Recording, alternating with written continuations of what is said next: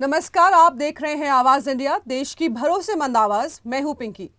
खबरों पर नजर डालने से पहले आइए नजर डालते हैं आज की हेडलाइंस पर। राहुल गांधी की माफी पर मायावती का पलटवार। मायावती बोली, कांग्रेस की नीयत में खोट। अवैध कब्जाधारियों पर सीएम हेमंत का बड़ा बयान। बिहार बंगाल के लोगों पर जताई आशंका।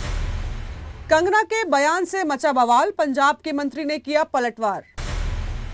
उत्तराखंड में बादल फटा, केदार घाटी में तबाही। कारगिल विजय दिवस पर देश के वीरों को किया नमन। राष्ट्रपति सीएम ने दी श्रद्धांजलि, वीरता को किया सलाम। बुलेटिन में सबसे पहले देखते हैं इस वक्त की सबसे बड़ी खबर। जम्मू कश्मीर के डोडा जिले में शनिवार सुबह भूकंप के झटके महसूस किए गए। रिएक्टर स्केल पर इस भूकंप की तीव्रता 4.1 मापी गई। नेशनल सेंटर फॉर सिस्मोलॉजी के मुताबिक भूकंप का केंद्र धरती के नीचे करीब 5 किलोमीटर की गहराई में था। राहत की बात यह है कि अब तक किसी तरह के जान माल के नुकसान की कोई खबर सामने नहीं आई है। स्थानीय लोगों ने हल्के झटकों को महसूस किया, लेकिन स्थिति सामान्य बनी हुई है। प्रशासन सतर्क है और हालात पर नजर बनाए हुए है। राहुल गांधी की माफी पर सियासत गर्मा गई है। कांग्रेस नेता राहुल गांधी ने पिछड़े वर्गों के मुद्दों को लेकर अपनी पार्टी की कमजोरी स्वीकारते हुए माफी क्या मांगी। बसपा सुप्रीमो मायावती ने उन पर तीखा हमला बोल दिया। मायावती ने सोशल मीडिया पर राहुल के माफीनामे को स्वार्थ की राजनीति करार दिया। उन्होंने कहा कि कांग्रेस की नीयत में हमेशा खोट रही है और अब जब सत्ता हाथ से जा चुकी है तब पिछड़े वर्गों की याद आ रही है। मायावती ने यह भी याद दिलाया कि कांग्रेस ने न तो ओबीसी को समय पर आरक्षण दिया और न ही बाबा साहेब अंबेडकर को समय पर भारत रत्न से सम्मानित किया। उन्होंने बीजेपी को भी नहीं छोड़ा और कहा कि ओबीसी समाज के प्रति एनडीए का रवैया भी दोहरा है। अब सवाल यह है कि क्या ओबीसी समाज को लेकर यह बयानबाजी असली चिंता है या फिर सिर्फ सियासी रणनीति। देश की चुनावी प्रक्रिया पर अब बड़ा सवाल खड़ा हो गया है। कांग्रेस नेता राहुल गांधी के बाद अब कर्नाटक के उप मुख्यमंत्री डीके शिव कुमार ने भी चुनाव आयोग पर गंभीर आरोप लगाए हैं। डीके शिव कुमार ने दावा किया है कि कर्नाटक चुनाव के दौरान कई मतदान केंद्रों पर फर्जी वोटिंग हुई। उन्होंने कहा कि खास तौर पर शहरी इलाकों में बिना दस्तावेजों के वोट ट्रांसफर किए गए और अब फर्जी वोटर बनाए गए। डीके शिव कुमार ने यह भी कहा कि कांग्रेस इस मामले के सबूत चुनाव आयोग के सामने पेश करेगी, साथ ही जनता के सामने भी रखेगी कि कैसे चुनाव में गड़बड़ी की गई। इससे पहले राहुल गांधी ने कहा था कि कांग्रेस के पास चुनावी धोखाधड़ी के पुख्ता सबूत हैं, जिस पर चुनाव आयोग ने जवाब देते हुए कहा था कि अगर याचिका दायर की गई है तो कोर्ट के फैसले का इंतजार करें। अब देखना यह है कि क्या इन आरोपों पर चुनाव आयोग कोई जांच करेगा या फिर यह मामला सियासी आरोप प्रत्यारोप ही सीमित रह जाएगा। असम के मुख्यमंत्री हेमंत बिस्वा शर्मा ने अवैध कब्जों को लेकर बड़ा बयान दिया है। उन्होंने कहा कि राज्य में जो लोग वन और सरकारी जमीनों पर अवैध रूप से बसे हैं, उन्हें बड़ी संख्या में बिहार और पश्चिम बंगाल के लोग शामिल हैं। सरकार इस मामले में सख्ती से जांच कर रही है। असम में अवैध अतिक्रमण को लेकर मुख्यमंत्री हेमंत बिस्वा शर्मा ने शुक्रवार को दावा किया है कि बिहार और पश्चिम बंगाल जैसे राज्यों से आए लोग वन और सरकारी जमीनों पर अवैध कब्जा कर रहे हैं। सरकार इस पूरे मामले की जांच कर रही है और संदिग्ध लोगों की जानकारी स्थानीय प्रशासन के साथ साझा की जा रही है। ये भी जांच की जा रही है कि क्या ये लोग सीमा पार से आए हुए हैं। राज्य के कई इलाकों में पहले भी बेदखली की कार्रवाई हो चुकी है। हाल ही में धुबरी और ग्वालपाड़ा में कुछ बेदखली अभियान चलाए गए थे। मुख्यमंत्री ने साफ किया है कि जन प्रतिक्रिया के बावजूद बेदखली अभियान जारी रहेगा। गोलाघाट जिले के उरियम घाट इलाके में भी बेदखली की तैयारी चल रही है। मुख्यमंत्री ने शुक्रवार को खुद उरियम घाट का दौरा किया और ड्रोन की मदद से इलाके का निरीक्षण किया। उनके साथ स्थानीय विधायक और प्रशासन के वरिष्ठ अधिकारी मौजूद थे। मुख्यमंत्री ने कहा कि यदि संदिग्ध नागरिक स्वेच्छा से इलाका छोड़ देते हैं तो निष्कासन की कार्रवाई को फिलहाल टाला जा सकता है। सरकार का उद्देश्य किसी को नुकसान पहुंचाना नहीं, बल्कि जमीन को अतिक्रमण से मुक्त कराना है।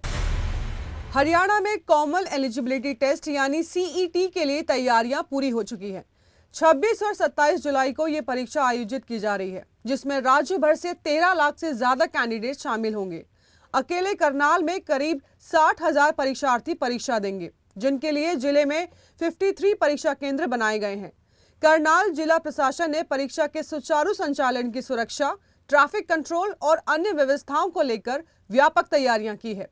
करनाल के डिप्टी कमिश्नर उत्तम सिंह ने भरोसा दिलाया है कि ना तो कैंडिडेट्स को आने जाने में कोई परेशानी होगी और ना ही परीक्षा केंद्रों पर किसी सुविधा की कमी रहेगी। पेयजल, बिजली, बैठने जैसी मूलभूत सुविधाओं के साथ ही इमरजेंसी में सहायता के लिए हेल्पलाइन नंबर भी जारी किए गए हैं। यदि किसी उम्मीदवार को कोई दिक्कत होती है तो तुरंत सहायता उपलब्ध कराई जाएगी। वक्त हो चला है अब एक छोटे से ब्रेक का।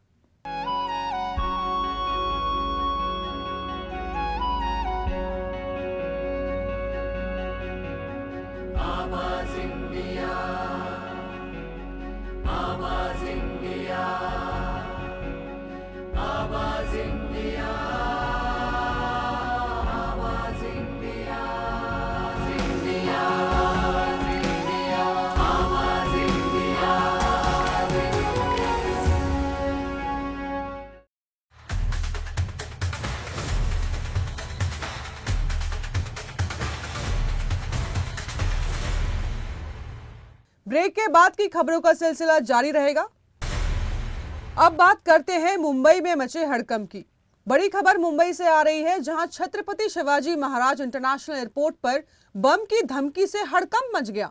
मुंबई पुलिस के कंट्रोल रूम को एक अज्ञात कॉलर ने धमकी दी कि एयरपोर्ट पर बम प्लान किया गया है और कुछ ही देर में धमाका हो सकता है। धमकी भरा ये कॉल मिलते ही मुंबई पुलिस तुरंत अलर्ट पर आ गई। बम स्क्वाड की टीमें एयरपोर्ट के टर्मिनल 2 पर पहुंची और पूरे इलाके की घंटों तलाशी की गई। राहत की बात यह है कि जांच के दौरान कोई भी संदिग्ध वस्तु बरामद नहीं हुई।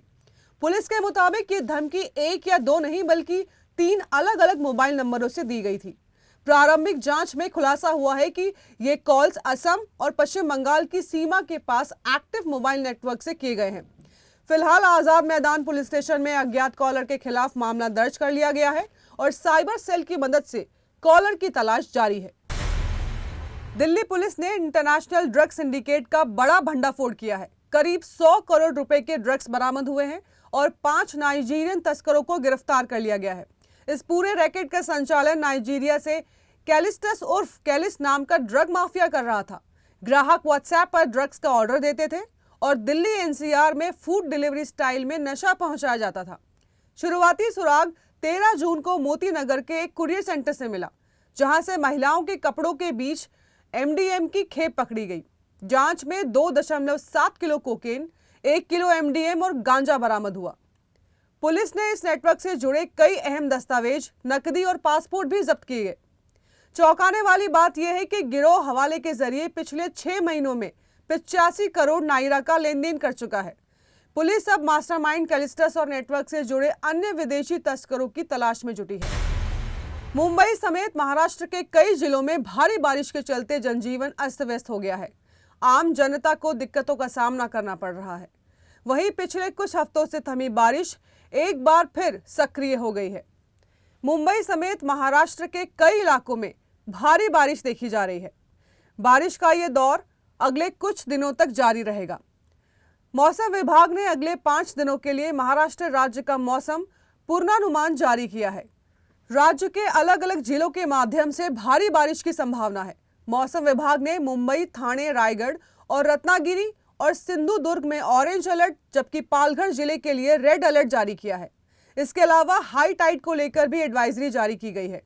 मौसम के इस बदले मिजाज के बीच मुंबई पुलिस ने भी नागरिकों से जरूरी सावधानी बरतने की अपील की है। पुलिस ने कहा कि लोग तटीय इलाकों में जाने से बचें, वाहनों को धीरे चलाएं और जब तक जरूरी ना हो घर से बाहर ना निकले। मुंबई पुलिस ने आपात स्थिति के लिए हेल्पलाइन नंबर भी जारी किए हैं, ताकि किसी भी परेशानी की स्थिति में लोग तुरंत संपर्क कर सके।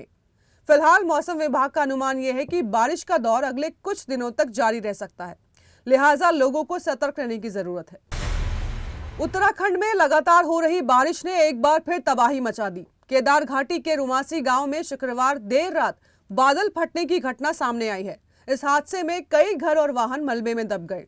घटना के बाद से ही राहत और बचाव कार्य तेजी से जारी है। तस्वीरों में साफ देखा जा सकता है कि गांव की कई दुकानें, बाइक, गाड़ियां मलबे में दबी हुई है। भारी बारिश के कारण रुद्रप्रयाग जिले में कई सड़कें और रास्ते भी अवरुद्ध हो गए हैं। वहीं दूसरी ओर गौरीकुंड के पास केदारनाथ धाम जाने वाला पैदल मार्ग भी पहाड़ी दरकतों से बाधित हो गया है। प्रशासन इसे जल्द से जल्द खोलने की कोशिश में जुटा है। और यात्रियों से सतर्क रहने की अपील कर रहा है। मौसम विभाग ने पहले ही देहरादून, टिहरी, पौड़ी, नैनीताल, चंपावत और उधम सिंह नगर में भारी बारिश की चेतावनी जारी कर दी थी।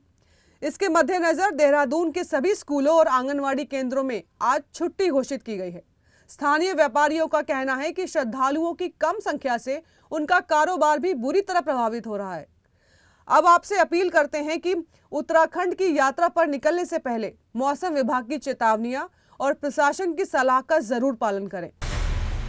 देश के बच्चे लगातार जान दे रहे हैं, कोई परीक्षा का तनाव तो कोई दबाव की मार। सुप्रीम कोर्ट ने अब इस गंभीर संकट को संस्थागत विफलता करार दिया है और शिक्षा संस्थानों को 15 जरूरी निर्देश जारी किए हैं।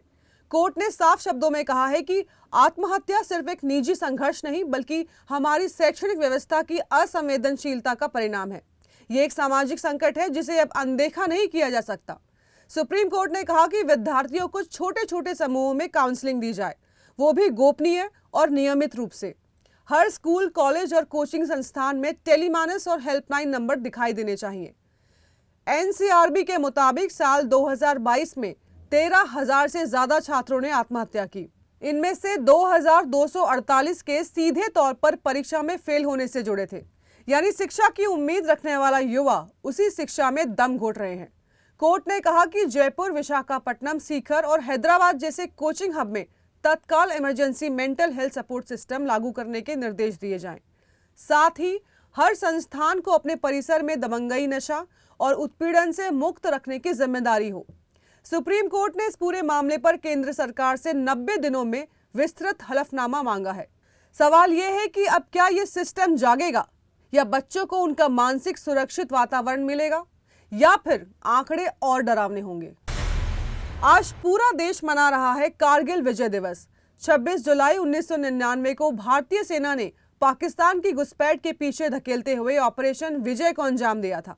इसी यादगार दिवस पर आज राष्ट्रपति द्रौपदी मुर्मू, प्रधानमंत्री नरेंद्र मोदी और रक्षा मंत्री राजनाथ सिंह ने वीर शहीदों को श्रद्धांजलि अर्पित की। राष्ट्रपति मुर्मू ने सोशल मीडिया पर लिखा कि यह दिन हमारे सैनिकों की असाधारण वीरता और बलिदान का प्रतीक है। वहीं प्रधानमंत्री नरेंद्र मोदी ने लिखा कि कारगिल विजय दिवस मातृभूमि के लिए सब कुछ न्यौछावर करने वाले वीर सपूतों की याद दिलाता है। रक्षा मंत्री राजनाथ सिंह ने भी वीर जवानों को नमन करते हुए उनके अद्वितीय साहस और अडिग संकल्प को सलाम किया है। कांग्रेस अध्यक्ष मल्लिकार्जुन खड़गे ने भी शहीदों और उनके परिवारों के प्रति कृतज्ञता जताई। आपको बता दें कि कारगिल दिवस हर साल 26 जुलाई को मनाया जाता है। इस दिन भारतीय सेना ने दुश्मन को पीछे खदेड़कर यह साबित कर दिया था कि भारत की सरहदों पर कोई भी बुरी नजर नहीं डाल सकता। देश दुनिया की खबरों से जुड़े रहने के लिए देखते रहिए आवाज इंडिया।